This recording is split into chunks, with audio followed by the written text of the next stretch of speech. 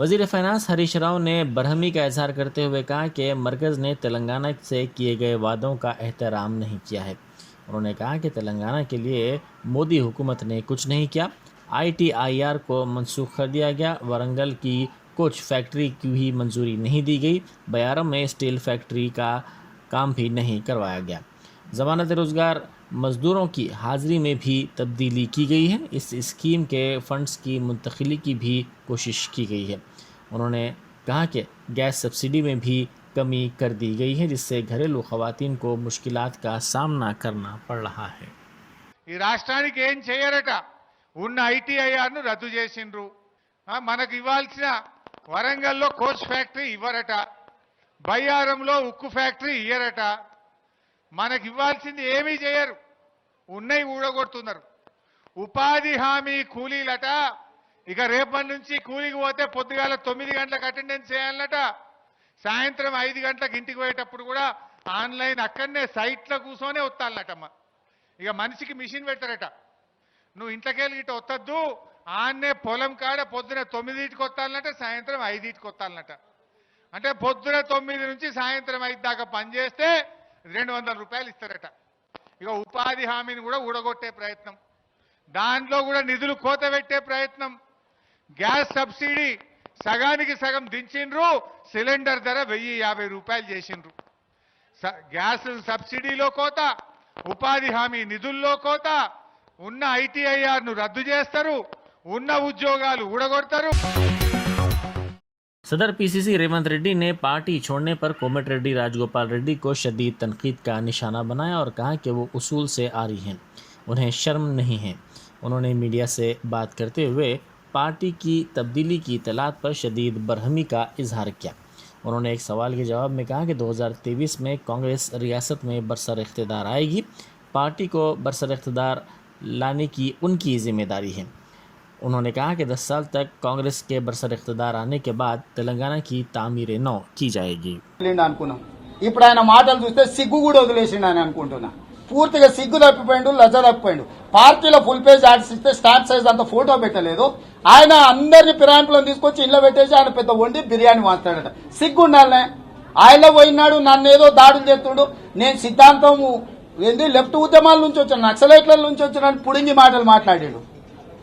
ఒక్క ఏటు మెడల మీద వడంగానే టాస్క్ ఫోర్స్ వాడు మెడల మీద కొట్టంగానే కాలు పట్టుకుంటారు కదా రౌడీ షీటర్లు, అట్లా సరెండర్ అయిపోయి మోడీ సంఖలో దూరి ఆయనలో సిద్ధాంతాన్ని వదిలిండి అనుకున్నాం. సరే కష్టాలలో సిద్ధాంతం వదిలిండి అనుకున్నా. నిన్న మన మాటలు చూస్తే సిగ్గు కూడా వదిలేసిండి నాకు అర్థమైపోయింది. ఇట్లాంటి సిగ్గు తప్పిన వాళ్ళ గురించి మీరు మాట్లాడకండి. ఇట్లాంటి సిగ్గు తప్పిన వాళ్ళు తెలంగాణ ఇజ్జత్ తీస్తున్నారు. ఇప్పుడు ఆయన గురించి మాట్లాడతాడు, ఆయన సంగతి వదులు, నీ సంగతి ఏంది చెప్పు నాయన. ఇప్పుడు ఆయన ఫిరాయింపుల గురించి, దీంట్ల గురించి, దాంట్ల గురించి ఆయన అట్లా ఇట్లా అని మాట్లాడుతున్నావు. నువ్వెట్లా, నీకేమైనా సిగ్గుందా? ఫిరాయింపుల కోసం కమిటీ పెడితే దానికి చైర్మన్ పదవి తీసుకుంటావు. అసలు సిగ్గు లజ్జ ఏమన్నా ఉందా? సిద్ధాంతం వదిలితే తప్పు లేదు, కానీ సిగ్గు లజ్జ వదిలినోడు మాట్లాడుతూ కూడా అది తీసుకొచ్చి నా ప్రశ్న అడుగుడు ఎందుకు సోదరా, ఏం మాట్లాడతావు నువ్వు? అట్లాంటి సిగ్గు తప్పిన వాళ్లకు నా దగ్గర అసలు ఆ పేరు ఉచ్చరించడానికి కూడా స్థాయి లేదు వాళ్లకు. అలాంటి వాళ్ళ గురించి నేను మాట్లాడాను. RTC में हमदर्दाना बुनियादों पर तकर्रुरात अंदरून 3 माह किए जाएंगे, जिसके लिए RTC तैयारी कर रहा है। इसी के हिस्से के तौर पर फ़िलहाल अजला की बुनियादों पर आने वाली दरख्वास्तों से अहल अफराद के इंतखाब के अमल में तेज़ी पैदा कर दी गई है। कोरोना के सबब RTC के 430 मुलाजमीन की मौत हुई। इनमें ड्यूटी के दौरान मरने वाले मुलाजमीन, बीमारी से मरने वाले मुलाजमीन, मेडिकल अनफिट मुलाजमीन भी शामिल हैं, जिनके अफराद ख़ानदान को मुलाजिमतें दी जाएंगी।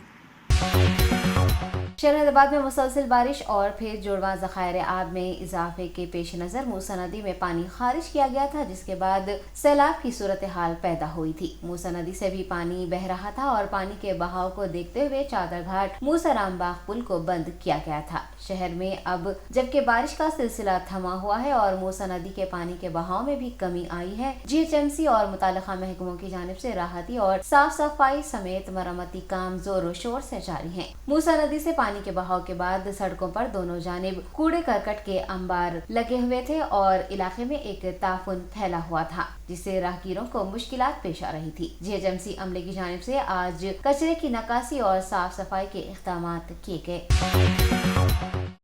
मुल्क में मंकी पॉक्स के मामलात में इजाफा हो रहा है, जिसके पेश नज़र डॉक्टर्स ने आवाम पर जोर दिया कि वो चौकस रहें। छोटे बच्चों के जिस्म पर खराश के निशानात पर फौरी उन्हें दवाखानों से रुजू होने का मशवरा दिया गया है। बुखार, आज़ा शकनी के बशमूल हाथों और पैरों पर लाल धब्बों के साथ खराश के साथ कई वालिदैन अपने बच्चों को दवाखानों से रुजू कर रहे हैं। डॉक्टर्स ने वाज़ेह किया कि ऐसी अलामात मंकी पॉक्स नहीं हो सकती। डॉक्टर्स ने कहा कि ये चिकन पॉक्स या मंकी पॉक्स नहीं बल्कि हैंड फुट माउथ डिजीज़ है। पहले दिन 101 बुखार होता है, अगले दिन जिस्म पर छाले और खराश होती हैं। ऐसी सूरत में फौरी तौर पर बच्चों को डॉक्टर से रुजू किया जाए। कोरोना वायरस की तीसरी लहर के बाद पहली बार तेलंगाना में कोरोना केसों की तादाद 1000 से तजावुज कर गई है। नवंबर 2021 और जनवरी 2022 के दरमियान जारी रहने वाली तीसरी ओमिक्रॉन लहर के बाद पहली मर्तबा रियासत में यौमिया कोविड इन्फेक्शन 1000 की तादाद पार कर चुका है। पिछले 24 घंटों के दौरान 1054 अफराद कोविड पॉजिटिव हो गए हैं। रियासत में दर्ज किए गए 1054 कोविड केसेस में से जीएचएमसी हुदूद में 396 पॉजिटिव केसेस रिपोर्ट हुए हैं, जबकि जिले रंगारेड्डी और मेडचल मलकाजगिरी में 60, नलगोंडा में 49, करीमनगर में 46, सिद्दीपेट में 39, राजन्ना सिलसिला में 36, पैदापल्ली में 35, मंचरियाल में 31 और दीगर मकामात पर 10 से 15 के दरमियान कोरोना केसेस रिपोर्ट किए गए हैं। इस दौरान 44,202 कोरोना टेस्ट किए गए, जिनमें से 630 नमूनों के रिजल्ट्स अभी बाकी हैं और रियासत में कुल 3,65,87,821 कोरोना टेस्ट किए जा चुके हैं, जबकि सेहतयाब होने वालों की कुल तादाद 8,11,568 हो गई है। मारेटपल्ली पुलिस स्टेशन के सब इंस्पेक्टर विनय कुमार पर बाज नामालूम अफराद ने ब्लेड से हमला कर दिया, जिसमें सब इंस्पेक्टर जख्मी हो गए। सब इंस्पेक्टर की शिनाख्त विनय कुमार के तौर पर की गई है, जो अपने साथी मुलाजिमिन के साथ मंगल की रात तकरीबन 2 बजे मारेटपल्ली में गाड़ियों की तलाशी में मसरूफ़ थे। इसी दौरान एसआई ने मोटरसाइकिल पर आने वाले 2 अफराद को रोका और उनसे पूछताछ की, लेकिन उनमें से एक ने एसआई विनय कुमार के पेट में अपने पास मौजूद ब्लेड से वार किया। बादअज़ां वो वहाँ से फ़रार हो गए। शदीद ज़ख्मी एसआई को उनके साथी मुलाजमीन ने करीबी दवाखाना पहुँचाया, जहाँ सब इंस्पेक्टर को 6 टाँके दिए गए। डॉक्टर्स ने बताया कि उनकी हालत मुस्तहकम है। पुलिस ने इस सिलसिले में केस दर्ज करके तहकीकात का आगाज़ कर दिया। पुलिस सीसीटीवी फुटेज की बुनियाद पर हमला करने वालों की शिनाख्त करने की कोशिश कर रही है। बीजेपी रुकने असेंबली इटेला राजेंद्र ने इल्जाम लगाया है कि कांग्रेस और टीआरएस पार्टी मिलकर काम कर रही है। उन्होंने कहा है कि कोमटे रेड्डी राजगोपाल रेड्डी ने कांग्रेस से इस्तीफा दे दिया है और अब उन पर तनकीद करना मुनासिब नहीं है। मीडिया से बात करते हुए हुजूर नगर एमएलए इटेला राजेंद्र ने तेलंगाना प्रदेश कांग्रेस कमेटी सदर रेवंत रेड्डी की जानिब से राजगोपाल रेड्डी पर तनकीद करने पर सख्त रद्दअमल का इजहार करते हुए कहा है कि क्या कांग्रेस पार्टी से जीतने वाले एमएलए और एमएलसीज को टीआरएस पार्टी में शामिल नहीं किया जाना चाहिए। रेवंत रेड्डी पर सख्त तनकीद करते हुए ई राजेंद्र ने कहा है कि वो कांग्रेस का इस्तेमाल करते हुए वजीर आला बनने के ख्वाब देख रहे हैं। उन्होंने रेवंत रेड्डी को मोहजिब अंदाज और शाइस्तगी से बात करने का मशवरा दिया है। ఒక మాట, నేను 20 ఏళ్లలో 7 సార్లు గెలిచిన, ఆయన మీద కూడా గెలిచిన, ఆయన బాస్ కేసీఆర్ మీద కూడా గెలిచిన, మీకు తెలుసు. 6 టైమ్స్ టీఆర్ఎస్లో గెలిచిన, 7th టైం అక్కడ గెలిచినాం. నేను 2 సార్లు మంత్రిగా పనిచేసిన, అంతకుముందు పార్టీ ఫ్లో లీడర్గా ఉన్నా. మరి ప్రోటోకాల్స్ ఏందో నాకు అర్థం కాలే. మరి అంటే ఏం చేసినంటే చూడు ఎంత నీచం అంటే, ఎమ్మెల్యే గారు పిలిస్తే ఎంఆర్ఓ రాడు, ఎమ్మెల్యే గారు పిలిస్తే ఒక ఎంపీడీ గారు రారు, ఎమ్మెల్యే గారు పెట్టమంటే ఒక కలెక్టర్ రివ్యూ పెట్టడు. కానీ ఆయనకు మాత్రం 2 పోలీస్ కార్లు ముందర పెడతారు, 2 పోలీస్ కార్లు వెనక పెడతారు. ఎవరి మీదైనా కేసు పెట్టడానికి పెడుతూనే ఉంటారు. ఎంత బానిసలే కదా. అందుకనే ఇప్పుడిప్పుడే బయటపడుతున్నట్టు పోలీసులు కూడా అర్థమవుతుంది. అరే ఇక ఇది సాగేది కాదు, అయిపోయింది దీని పని, టీఆర్ఎస్ పార్టీ పని అయిపోయింది, మనం ఇంకా బానిస లెక్కనే ఉంటే రేపు మళ్ళీ క్షమించాలని చెప్పేటువంటి మాటలు వాళ్ళే మాట్లాడుతున్నారు. మాకు కూడా ఫోన్ చేస్తున్నారు. నాకు సవాల్ చేస్తాడు. నా కాన్స్టిట్యున్సీ మొన్ననే కదా ఎన్నికలైంది, ఇవన్నీ కదా ఈటల రాజేంద్ర గారు ఏం చేసిండు, చరిత్ర ఏంది, భూకుంభకోణాలు, కథ కారక అన్ని చెప్పినాకనే కదా నన్ను గెలిపించిండు. మళ్ళీ సవాల్ ఏంటిది నాకు అర్థం కాదు. అంటే చిల్లర వేషాలు ఇక్కడ, చిల్లర గాలి వాళ్ళు. 2014లో మీకు బాగా గుర్తుండాలి, 2018లో నన్ను ఓడగొట్టాలని డబ్బులు పంపించిండు ఆయన, లేకపోతే గన్ని ఓట్లకి కాంగ్రెస్ పార్టీకి అక్కడ. మా వాళ్ళు అన్న రాజేంద్ర అన్న 1,00,000 మెజార్టీ స్లోగాన్ ఇస్తే నాకు వచ్చిన మెజార్టీ 47,000 అనుకుంటా నాకు తెలిసి అప్పుడు. అంటే ఎక్కడ పోయినాయి అవన్నీ? నా ఇంటి మీద రైడ్ చేసిండ్రు పోలీసులు. నా ఇంటి మీద రెవెన్యూ డిపార్ట్మెంట్ రైడ్ చేసిండ్రు. నా మీద ఏసీబీ, ఈడీ, ఇన్కమ్ ట్యాక్స్ అన్ని సంస్థలు, దేశంలో అన్ని సంస్థలు నా మీద కంప్లైంట్ పెట్టించింది. ఒక సంస్థను క్రియేట్ చేయించి ఆ సంస్థకు కొంతమంది ఎస్సీ ఎస్టీ కేసులు కూడా పెట్టగలిగేటువంటి నాయకులను కొనుక్కొని పెట్టించిండ్రు, డబ్బులు పంపించిండ్రు. నేను ఓడిపోలే, ప్రజల ఆశీర్వాదంతో, నేను హుజరాబాద్ ప్రజల ఆశీర్వాదంతో గెలిచిన. గాయన అప్పటి నుంచే కదా మానుకోటలో, మీకు అర్థం కావాలి, మానుకోటలో మేమంతా తెలంగాణ కోసం పోయినాం.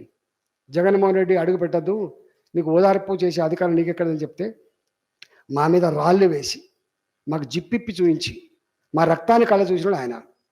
రక్తం మాడుగులలో గిలగిల కొట్టుకున్న బిడ్డను తీసుకొచ్చినాడు నేను. ఆయనేమో కేసీఆర్ దగ్గర అయిపోయాడు, ఇప్పుడు నేను కేసీఆర్కు దూరం అయిపోయినా. ఆయన దేవుడు అయిపోయింది, దయ్యం అయిపోయినా. చరిత్ర ఉన్నది, మీకు పోర్టల్ కావాలంటే చూసుకోండి ఎప్పుడైనా.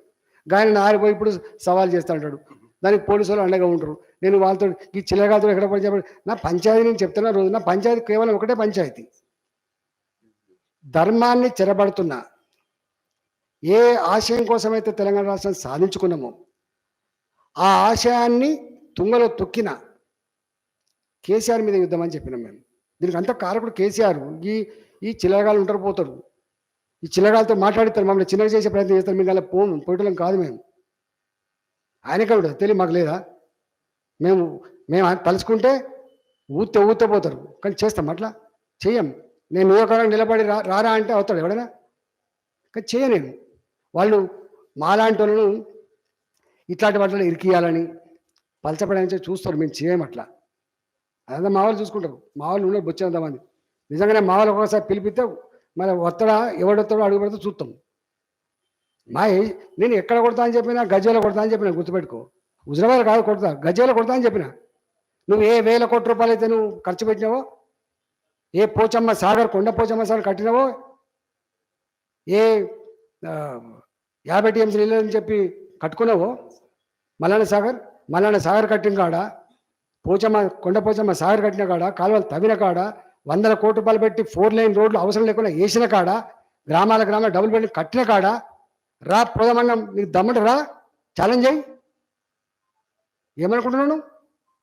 ఈ చిల్లగానే పెట్టి నాలంటం చేస్తా అంటే నాకు తెలియదా? నేను నీతో 20 సంవత్సరాలు లేనా?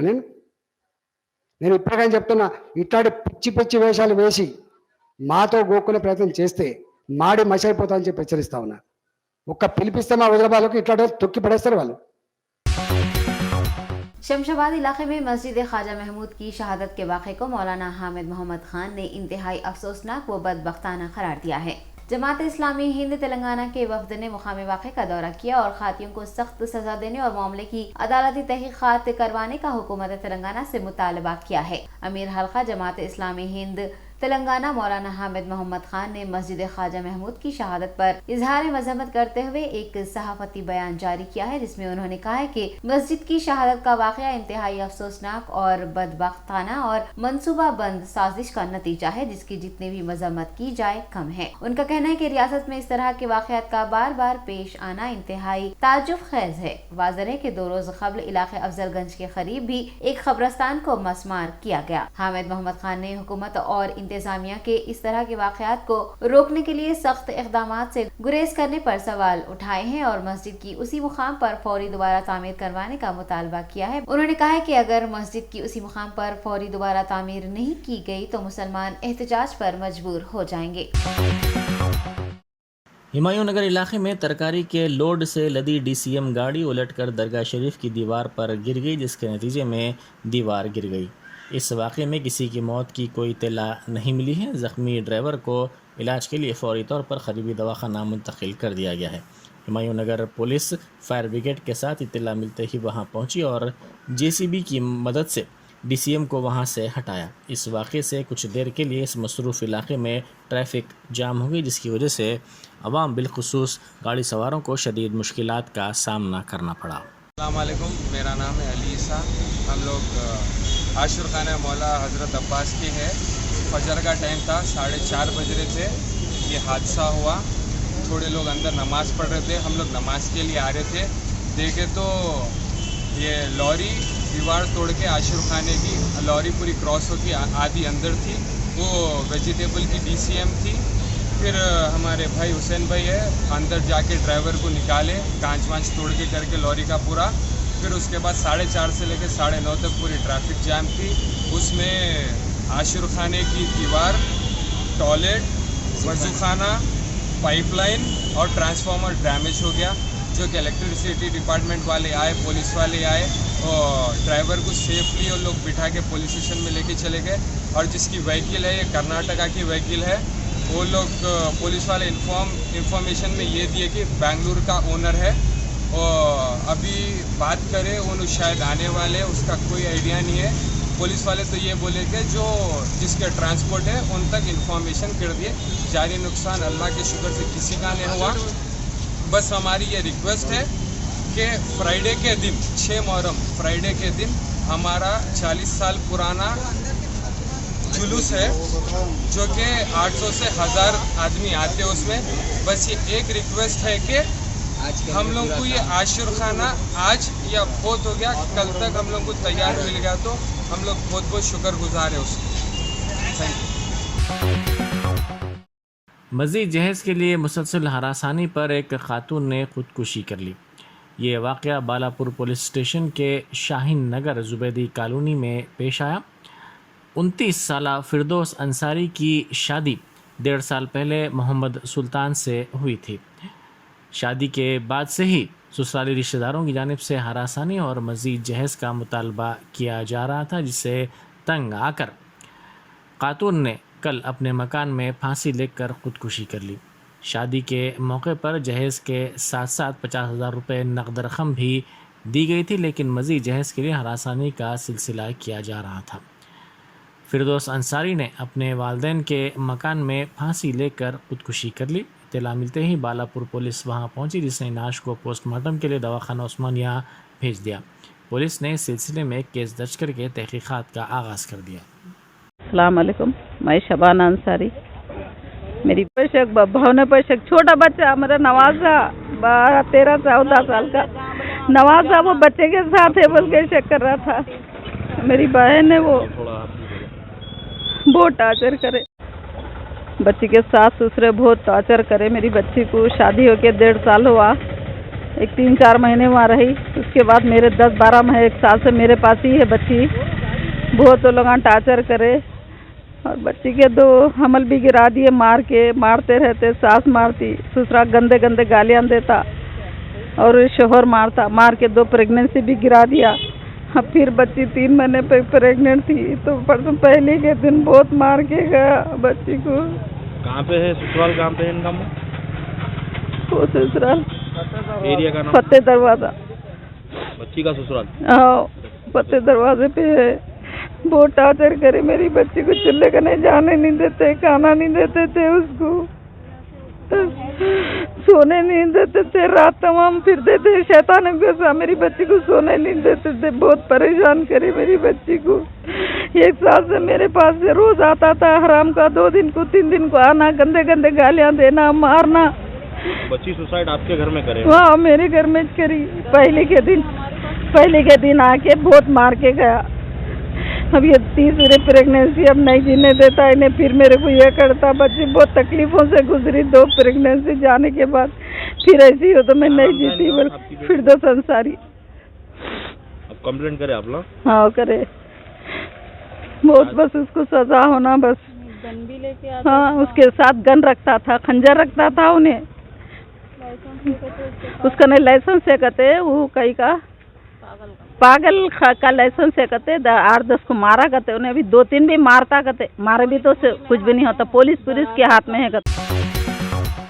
बालानगर एसओटी और शामीरपेट पुलिस ने मुश्तरका कार्रवाई करते हुए एक बैन रियासती मंशियात के रैकेट का पर्दाफाश किया है। पुलिस ने 350 किलो गांजा जब्त कर लिया है और 6 अफराद को हिरासत में लिया है। इस टोली का ताल्लुक रियासत महाराष्ट्र से है। पुलिस ने बताया कि रुधान सिंह चौहान ओडिशा के मुकामी मंशियात फरोशों से गांजा खरीदता और अपने साथियों की मदद से हैदराबाद के रास्ते महाराष्ट्र के शोलापुर में गांजा स्मगल करता। बताया गया है कि चौहान ने पीर के रोज ओडिशा में शेरपली एजेंसी के जंगलाती इलाके के एक दूर दराज के मुकाम पर 2 कारों में 350 किलोग्राम चरस लेकर शोलापुर के लिए रवाना हुआ था। तेलंगाना रियासत में मंशियात की स्मगलिंग पर सख्त नजर रखने के सबब ये टोली शामीर पेट के रास्ते शहर में दाखिल हुई। ताहम एक इतला मिलने पर पुलिस ने उन्हें पकड़ लिया। ఈ కేజీస్ గాంజా ఒరిస్సా నుంచి మహారాష్ట్ర వెళ్తుంటే మధ్యలో మన ఓఆర్ఆర్ దగ్గర స్పెసిఫిక్ ఇన్ఫర్మేషన్ మీద వాళ్ళని అడ్డగించి పట్టుకోవడం జరిగింది. వీళ్ళంతా కూడా A1 and A3 and A6 వీళ్ళందరూ అంటే రవి ధన్ సింగ్ చౌహాన్, కిరణ్ రామ్ పవార్, వికాస్ మాన్ సింగ్, ఆదేశ్ శాంత్ కుమార్, సర్జీరావు కిషన్ వీళ్ళంతా కూడా మహారాష్ట్రకు సంబంధించిన వాళ్ళు. వీళ్ళంతా ఏం చేస్తారంటే A2 ఎవరైతే ఉన్నారో నర్సింగ్ మాడి ఇతను వచ్చి ఒరిస్సా, ఇక్కడ మల్కాన్గిరి మండలం ఉంటుంది ఒరిస్సాలో, అదంతా కూడా ఇంటీరియర్ ఉంటుంది. అక్కడ ఎక్కువ వరకు ట్రైబల్స్ అంతా కూడా ఈ గాంజా కల్టివేషన్ అంతా చేస్తుంటారు. వాళ్ళు A2 ఎవరైతే ఉన్నారో నర్సింగ్ ఆ ట్రైబల్స్కి డబ్బులు ఇచ్చి వాళ్ళతో కల్టివేషన్ చేపిస్తాడు. కల్టివేషన్ అయ్యాక మిగిలిన మహారాష్ట్ర వాళ్ళు కావచ్చు, లేకుంటే వేరే ప్లేస్ వాళ్ళకి కావచ్చు, ఎవరైతే గాంజా తీసుకెళ్తుంటారో వాళ్ళతో టైఅప్లో ఉండి వాళ్ళు ఇచ్చే ఆర్డర్ మీద ఇతను రెడీ చేసి వన్స్ ఏదైతే కల్టివేషన్ అంతా ఉండి ప్యాకింగ్ అంతా అయిందో వీళ్ళకి ఇన్ఫార్మ్ చేస్తాడు. వీళ్ళు మహారాష్ట్ర నుంచి వాళ్ళ పర్సనల్ వెహికల్స్ వస్తారు. వచ్చి ఒక ఇంటీరియర్ ఫారెస్ట్ ఏరియా కాబట్టి అక్కడ వెహికల్ ఒక దగ్గర పెట్టించి ఇతను A2 गांजा अंता తీసుకొచ్చి లోడ్ చేయించి मिर्चल मलकाजगिरी में नामालूम अफराद ने कौमी बैंक के ATM सेंटर को नुकसान पहुंचाने की कोशिश की। आज सुबह की अवलीन सातों में बाज़ अफराद का ग्रुप विवेकानंद जंक्शन के करीब वाक़ इस ATM के करीब कार में पहुंचा और ATM के उस हिस्से को खोलने की कोशिश की जिसके ज़रिए करेंसी नोट्स बाहर आती हैं। ताहम पुलिस की पेट्रोलिंग करने वाली गाड़ी के एक स्टाफ रुकन ने इनको देख लिया और एक शख्स को पकड़ लिया, जबकि दीगर फरार होने में कामयाब रहे। मिर्चल पुलिस ने इस सिलसिले में केस दर्ज करके तहकीकात का आगाज़ कर दिया। खादिम हरमैन शरीफैन अब्दुर्रहमान अस्सदेस ने खाने काबा के करीब लगाई गई रुकावटों को हटाने के अहकाम जारी किए हैं ताकि इसके ज़रिए तवाफ़ काबा करने वालों को सहूलत हो सके। इन अहकामात पर फौरी असर के साथ अमल किया गया है। इसके साथ ही तवाफ़ काबा के लिए मज़ीद आसानियाँ पैदा कर दी गई हैं जिससे उम्रा के लिए आने वालों को काफ़ी सहूलत हो रही है।